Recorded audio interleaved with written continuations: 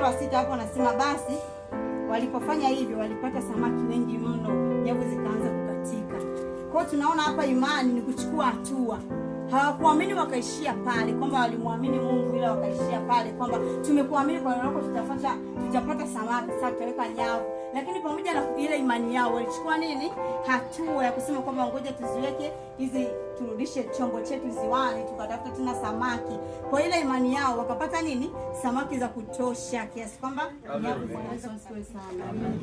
Kwanza kabisa tunao kila sababu ya kumshukuru Mungu kwa mengi mema anayotufanyia kitu hapo leo. Na pia tunamshukuru Mungu kwa kuwa ametufikisha siku ya leo, jioni ya leo ambapo tumefika kwa mwimbaji mwenzetu kwa ajili ya kumpa hongera kwa kupata zawadi. Tulisubiri sana, yani siku kama ya leo. Kama kwa tulisubiri sana na Mungu hatimaye amefanyaje? Amefanya.